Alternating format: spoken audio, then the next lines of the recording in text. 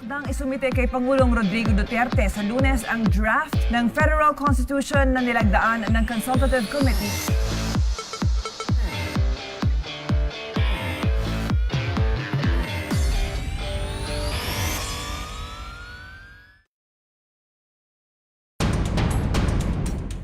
Good day and welcome to Pros and Cons, where we ask the hard questions and you decide which side of the truth you would choose to believe. Charter change is looming in the horizon as the House approves on final reading the measure revising the Constitution to pave the way to federalism. President Rodrigo Duterte has pushed for a federal government in a bid to empower regions. But critics insist federalism will not be beneficial and will only serve a few. Soon, Filipinos will be asked to vote in a plebiscite and decide whether it's time to amend the Constitution and make way for a federal government. Today in Pros and Cons, we raise the question, are Filipinos ready for charter change leading to a federal government?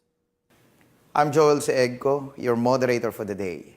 For some reason, charter change sends chills down the spine of many Filipinos. More so now that there are moves to amend the Constitution and make way for federalism. But why are people afraid of charter change, and what does Chacha actually mean for all of us? So, joining us today is Attorney Gadon, a private lawyer and senatorial aspirant, and also a good friend of ours. No? Kasama natin to. Welcome to the show, Attorney. Oh, thank you, Joel. And to my left, we have Jules Guiang, a youth leader. No, ito batang-bata ang harap mo yan. Representing the voice of the millennials. Ano? So we're going to discuss federalism and charter change today. But I'd like to start with Atty. Gadon. Kumusta na po yung Chacha campaign natin? Well, actually, my group, the P230 Constitutional Reformers, we have been going around the different places in the country to lecture on the principles of federalism and the need for charter change. And my group, we have been to various parts of the country. And the reception is very encouraging. And what we really need is just to explain to the people. More education, no? Yes, more on education. All right. Jules. Sure. What's your take on the federalism and Chacha moves right now? Well, with federalism as a whole, by the way, I'm taking a master's right now, and one of my professors before was Dean Alex Brillantes, one of the writers also of federalism right now. And nasabi niya po sa amin in one of our class na this kind of federalism would be very empowering for the regions. It's about time kasi diba, na mailabas dito sa Imperial Manila na to, and I totally agree with that. From the side of the youth, I think it's very timely that we be involved with the whole process right now. Because at the end of the day, pag pinalitan tong sistema ng pamamahala natin, kami rin makikinabang in the future. Tama. So, yeah, thank you so much for having me here. Yeah. So, right now, siguro, I'm not really against it, pero siguro it's very important na makonsider din natin kung ano yung pinanggagalingan ng mga against para maintindihan din natin.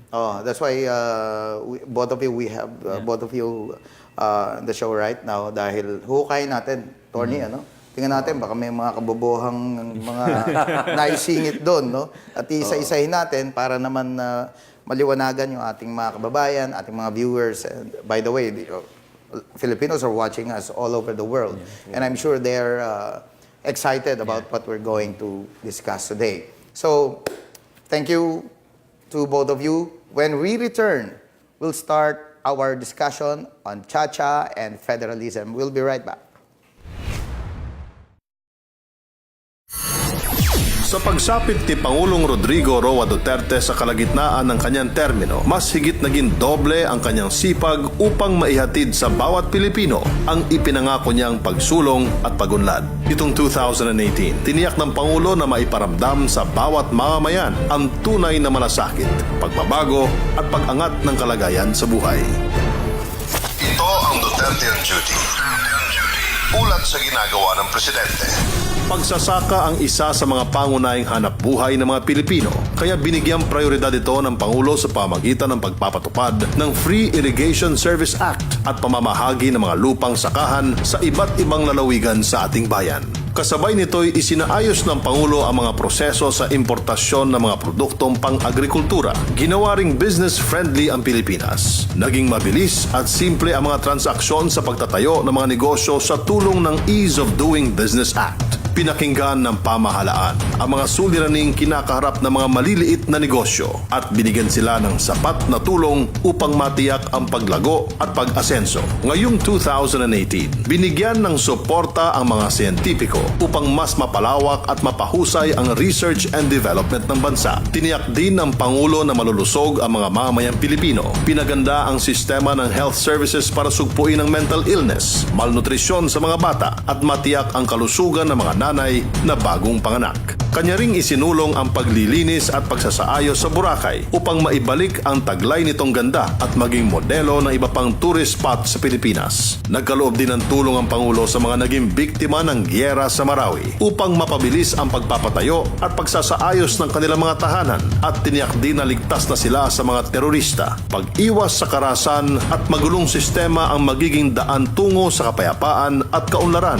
Kaya nilagdaan ng Pangulo ang iba't ibang batas para mapanatili ang katahimikan sa ating bansa. Binuksan din ang Emergency 911 hotline para sa mas mabilis na pagresponde sa mga nangangailangan ng agarang pagsagip at upang ang bawat pamilyang Pilipino ay makapamuhay ng marangal, maunlad at matiwasay, isinulong ang mga karapatan ng mga manggagawa. Samantala, nilagdaan ng Philippine Systems Act kung saan isang identification card o ID na lamang ang kailangang ipakita upang mapadali ang proseso ng mga transaksyon sa gobyerno. Nais ng Pangulo na magkaroon ng magandang kinabukasan ng mga kabataang Pilipino kung kaya binigyang suporta ang libreng tuition fee sa pag-aaral sa kolehiyo. Higit pa niyang pinagtibay ang pagsugpo sa paglaganap ng iligal na droga. Patuloy naman ang pagtulong sa mga kababayan nating nalulong sa masamang bisyo. Kasabay nito'y hindi niya pinabayaan ang ating mga overseas Filipino workers o OFWs.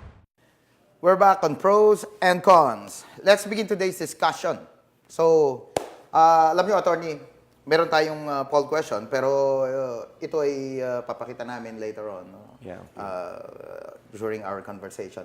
But ang tanong po doon ay kung handa na ang mga Pilipino sa pagbabago ng konstitusyon or, well, basically, yung paglipat natin to federalism. What do you think about it? Well, may transition period yan eh, actually. Even if the Constitution is revised or amended, I don't think the Filipinos are ready to go to federalism immediately, no? There should be a transition period between now and the federalism structure. But insofar as the revising the Constitution, I think the Philippines are ready. Okay. Yeah. But, well, revising the Constitution, we are ready. In fact, we have a very old charter, ba? It's a Yes. 30-year-old. No, it's a It's more than- 31-year-old charter. 31-year-old And a lot of charter. people are really saying na kailangan ng baguhin. Unang-una, wala namang, hindi pa uso ang social media that time. No, ni walang provision doon about it, no? The great equalizer. So, what about federalism? So, do you think ito yung tamang proseso ngayon? Are we on the right track? Na federalism talaga yung i-adapt natin? Yes, para sa akin, maganda ang federalism kasi it will hasten the wealth distribution. And marami kasi mga provinces na talaga na pag-iwanan. And simply because of politics, too much politics. No, na pagka yung presidente hindi gustong pagtuunan ng pansin yung isang lugar na yan, talagang mangangamote sila sa... You're talking here of equity. Yes. No? Equitable distribution. Yes, Of, that is why federalism would at least ensure wealth distribution. But there are... Equitable distribution of national wealth. May ibang opinion kasi sinasabi, nabanggit niya yung politics, no? Ang problema talaga politics. Ang sabi naman ng iba, we don't need to change to amend the charter or maglipat tayo into federalism. We only need to implement political reforms that will solve the woes of our country. Pwede ba yung lang? political reforms kasi, hindi yan talaga stable because it will depend on who is sitting in Malacañang. Well, now we are experiencing some kind of a better governance because of President Duterte's term. But how about after him? Yun ang mahirap. Yes, Kaya yung federalism would at least provide a more stable system of governance insofar as the other provinces are concerned, which will be turned into regions.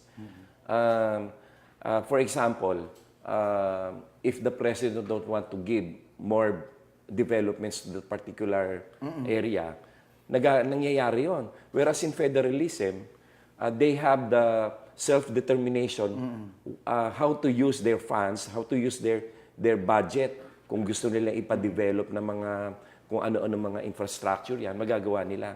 But in the present setup, unless the president You're at the mercy devotes of some kind of attention to your province or allocates a budget for development in your province, wala ka. Tama. Oh. Jules, from the point of view of millennials, the youth right now, do you think the Filipinos are ready? Pagdating po sa aspeto ng konstitusyon, totoo po yun, matagal Luma na na. naman talaga. Oo. Mas matanda na to sa amin particularly. Tama. Totoo po yan na maraming mga, nung sinulat po yung konstitusyon na yan, nung late 80s, maraming hindi na relevant sa panahon ngayon. So I think at that point, napapanahon na pag-usapan na rin o gumawa na ng aksyon yung Kongreso natin hinggil dito. Na nababagay na sa Yes, lalo mga na Pilipino ngayon. sa cyber world lalo ngayon kasi Exactly. may mga iba't ibang krimen na nangyari ngayon sa Exactly, online world. So may mga iba tayong mga batas na hindi nasasakop 'yon. So maganda siguro na kahit may mga iba't ibang initiatives yung mga congressmen natin para tugunan 'yon, magandang maipailalim din sa kung constitution. i-amend na nga yung constitution na i-adapt na yung mga makabagong panahon natin. Mainam Pero wala doon. namang federalism. Tingin Tingin ko po mo? kasi dalawang mag-ibang bagay siya, sir, no? Yes. Doon sa constitution mismo, napapanahon na meron tayong presidente na gustong pagbabago. So, siguro this is the perfect time na gawin yon. Pagdating sa federalism, malaki po kasi yung potential ng federalism mismo. Pero nag-agree ako sa sinabi ni Atty. Gadon na sana magamit yung transition period para mas ma-educate lahat ng mga kababayan natin. Kasi kapag lumabas ka naman sa kalsada, pag tinanong mo kung ano yung federalismo, masyado siyang malalim para sa kanila eh. More on yung gut issue, ano yung issues sa pagkain nila, sa kahirapan nila, more on yung alam nila. Kung ano yung nararamdaman mas maintindihan nila yun. Yes. Pero how do you see the ongoing moves to amend the charter and all that? Tingin mo, tama? So, diretsahin na natin. Yung nasa Congress ngayon. Yung bill on, di ba? Yes. So, how do you look at it? Well, siguro yung hat ko ngayon as a media person, ang nakikita ko kasi ngayon, hindi nag-agree yung dalawang, yung House at yung Senate ngayon. Kasi para sa House, when naipasa na nila, pero para sa Senado, sa tingin nila, dead on arrival na itong usapin sa kanila. I think, gaya na sinasabi ng mga ibang tao sa online ngayon, real-rooted yung nangyari sa Kongreso. So, maganda siguro na wag natin madaliin. Alam ko na iintindihan ko yung urgency, pero pagdating dun sa kailangan siguro maunawaan na yung pagbabagong to pang matagalan kasi. So magaganda siguro hindi siya masyadong bigla-bigla. Ang problema natin, sabi nga, kung hindi minamadali or dinidiskarte nila para ma-approve agad, baka naman ma-delay tayo. Hindi ma-approve eventually. Di ba?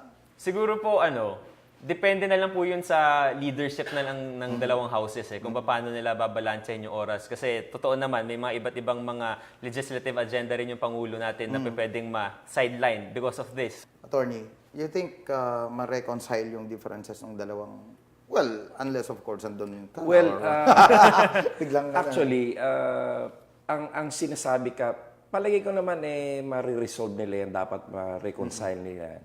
Dahil ang unang-una naman nilang issue dyan, kasi yung unang-unang controversy dyan is whether they can vote as one or separately. Ayan.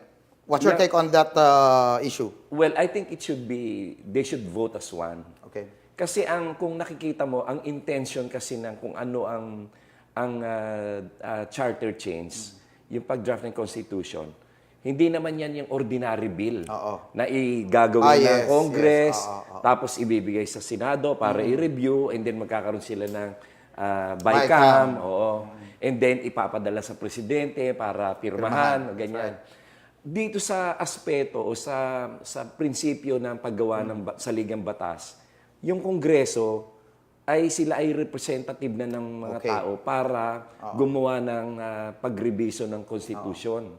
At yan, pagkatapos nilang marebiso yan, pagbubutuhan nila ng in joint session ng Congress at ng Senate, kung yan ay papasa na, bago nila isubmit sa tao, Ayan. Para hindi sa malinaw, presidente. Atty. Oo. How does it take effect? Halimbawa, ordinary bill, pag pinirmahan ni Presidente, nagiging batas. Oo. Yung para sa kalaman nila, ito bang charter? Sino pumipirma rito?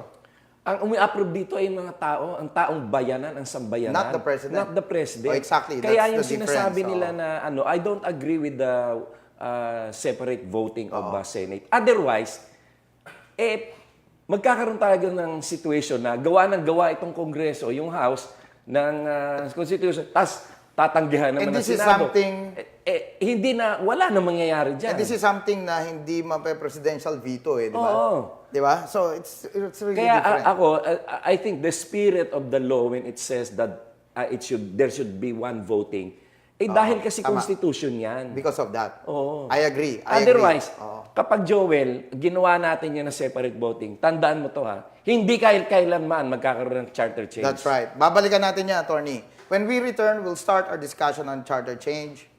We'll be right back.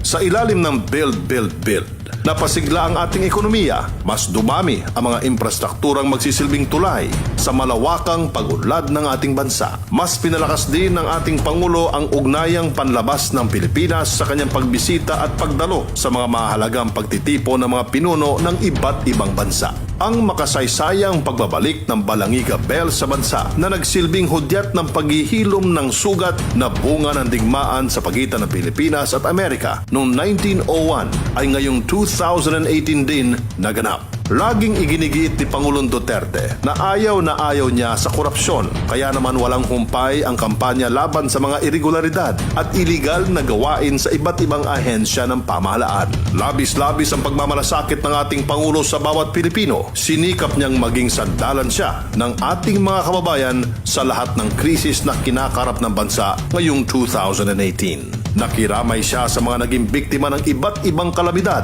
tulad ng sunog, pagguho ng lupa, malalakas na bagyo at mga pagbaha.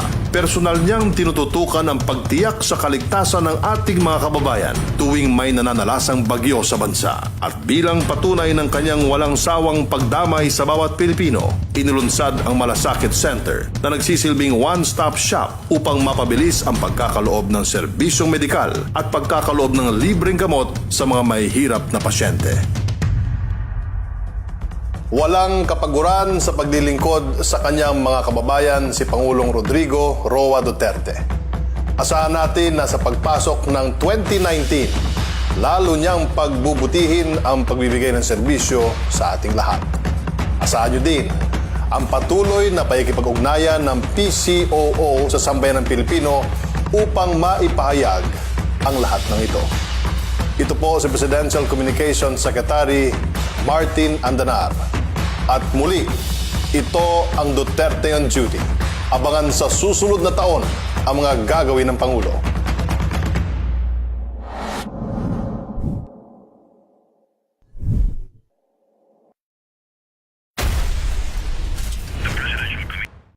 We're back on pros and cons. First, let's check out what social media is saying about today's topic. Alam niyo, mabanggit ko kanina, Attorney, before the start of the show, meron tayong pinost na poll question. At ang question nga ay kung handa na ang mga Pilipino para sa pagbabago ng konstitusyon tungo nga dyan sa parliamentary at sa federalism. At alam mo, overwhelming ang nagsasabi na handa na. Handa. And I'd like to read one or two comments from our followers. Unahin na natin itong kay John Reyes. Sabi ni John, federal parliamentary po sanang isulong, mahal na Pangulong Duterte. Huwag na tayo bumalik sa palpak na presidential system. Ito naman kay Melo Savershin.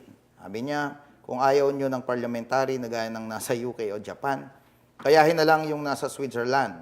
Ano yun? Directorial Parliamentary System. Meron pala nun. Eh di dapat para sa Pilipinas, Federal Directorial Parliamentary with liberalized economy / open to FDI. Yun ang sabi nila. Parang dito na papasok yung Foreign direct investments. foreign direct investment. Dito papasok yung mawawala yung mga protective Yes, barriers na ganyan. But okay, pag-usapan natin ulit kanina yung I like the point na hindi to ordinaryong batas na dadaan sa Senado, BICAM, pupunta kay presidente. Tama. So that defeats their argument na dapat mag-separate. I strongly agree because of that argument na dapat talaga joint. However, ba't ba pinipilit ng Senado na separate? Ayun nga. Ako, meron akong, ito personal na, theory. Yung ibang mga senador kasi, Yung iba. Yung iba, ayaw talaga Karamihan nilang- o yung few? Tingin ko karamihan eh. Ayaw nilang magkaroon talaga ng charter change. Okay. Unang-una, siyempre, marami silang utang na loob doon sa mga oligarko okay.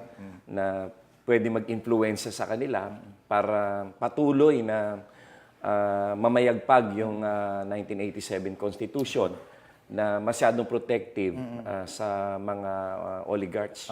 No? And kung tutuusin din naman talaga natin, kung babalikan natin, yung 1987 Constitution, hindi naman talaga yung representante ng talagang diwa ng mga Pilipino sapagkat yung nag-frame ng Constitution na yan ay pinili lang rin ni Cory Aquino. Okay.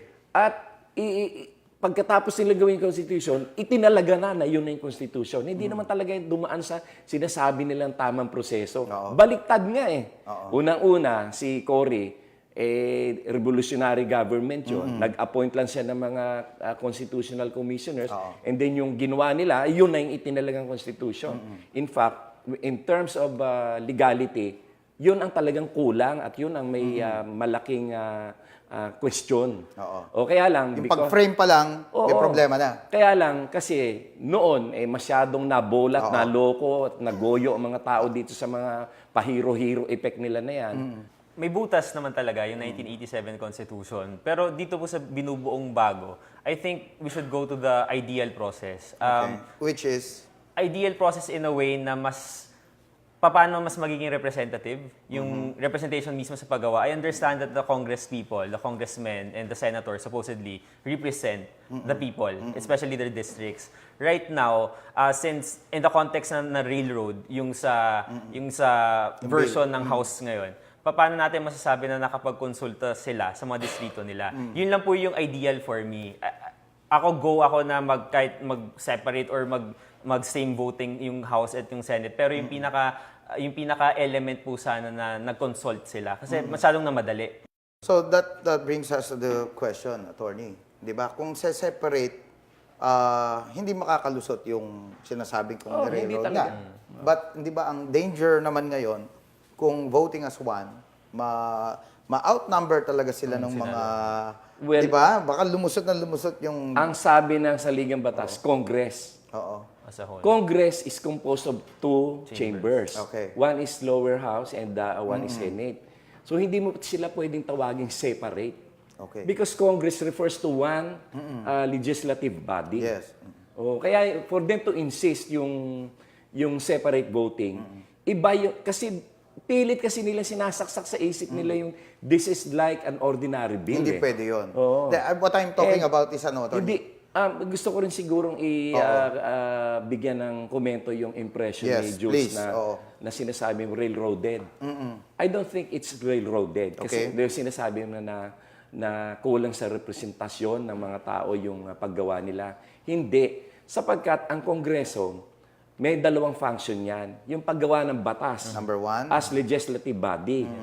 At yung pangalawang role nila is yung Constituent Assembly. Okay. Which represents the will of the people if they will use it for charter change. So dalawang bagay yon. Magkaiba yon, yung legislative body and Constituent Assembly.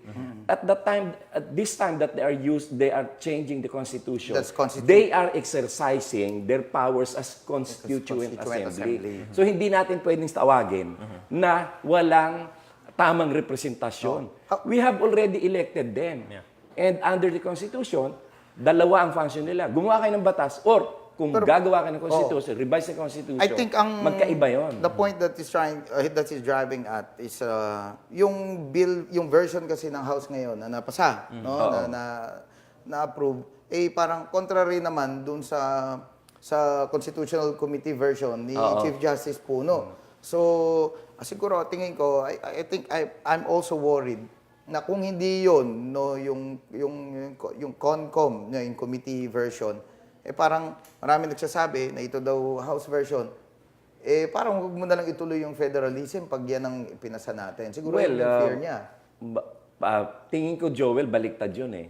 Kasi kung tutuusin mo, mas may kapangyarihan at mas may authority yung Congress, yung House of Representatives na sulong yung revised constitution na gawa nila. Sapagkat sila ay elected and they are exercising their powers and authority as Constituent Assembly. Whereas itong sa Constitutional Commission, from the very start, it was made clear that the Constitutional Committee or Commission is only meant as a advisory body na pwedeng yung gawa nila, ibigay nila sa Congress for consideration. Which they did, but they didn't like it. Kung tutuusin mo, kung talagang pagtitingnan mo yung basihan ng legalidad niyan, ng prinsipyo niyan, mas may karapatan yung Kongreso na isulong yung gusto nila. Dahil they're elected by the people. Ano yung nakikita mong butas dyan? Sir, 2 points siguro yung gusto kong At saka hindi ma-address. pwede parang masabing railroaded yun because they have already started the discussions on political reforms even before the submission of the draft Constitution of the Constitutional Commission created by President Duterte. They have been, in fact, there are several drafts that were submitted to the Committee on Political Reforms. In fact, ang isang nabasa ko dyan ay yung ginawa ni Congressman De Vera. I think there's value with the creation of the CONCOM. May wisdom kaya pinagawa yun ni Pangulong Duterte kasi nga he gathered experts, previous experts, chief justices and different lawyers. And the process na ginawa ng CONCOM, very comprehensive consultation sa iba't ibang mga tao. So it's a new perspective. I respect kung ganun man yung naging perspective ng Congress na hindi umayaw sila dito. Pero the second point, yung sinabi ni Atty. Gadon kanina, it's true, may dalawang functions ang House. Pero kung i-differentiate natin yung pagpalit mismo ng konstitusyon as to a regular bill, if they can consult their own people sa regular laws lang, why can't they do it dito sa pangmatagalang konstitusyon mismo? So you mean, what you're saying is that parang hindi ito kinonsulta doon sa mga I'm not sure if most likely other congressmen did it. For instance, I belong to a group that campaigns for federalism and we go around, no? So maaring nagkokonsulta rin sila bawat isa sa kanila. And then they conduct public hearings. Hindi lang tayo nakaka-attend. But they conduct public hearings. And the public is allowed to attend. Ako nakaka-attend ako ng ibang public hearings sa Congress, di ba? Kahit naman ikaw, di ba? But it doesn't mean that pag hindi ka personally invited doon, the process has been breached. No? I see. The public hearings of Congress are announced, publicly announced. So at pwedeng mag-join doon, pwedeng makinig, pwedeng mag-share. And then, although you cannot join the discussions, but you can approach your congressman na pwede ho ba ganito, at suggesting ganito. Or even use social media, di ba? To express your sentiments, no? Sir, Attorney and Jules, alam nyo, talagang laging bitin yung show natin because we only ran for 30 minutes. At alam ko, nananabik yung ating mga taga-subaybay, ating mga followers sa social media, taga-panood sa PTV4. Pero don't worry, magkakaroon po kami ng part 2. Tutuloy po namin ang discussion na ito on federalism and cha-cha sa aming pong susunod na episode, no? So there you have it, folks. Tune in again next week as we discuss this same issue and other important details about federalism and charter change. For your comments, suggestions, and questions, visit our Facebook page and the PNA website. You may be for or against, you may agree or disagree. In the end, we are all Filipinos working towards the same goals. Will you choose what's right? Or will you stay on your side of the truth? Once again, this is Undersecretary Jules Egco. Thank you, and see you on the next episode, part 2 of this very exciting topic. See you next week on Pros and Cons.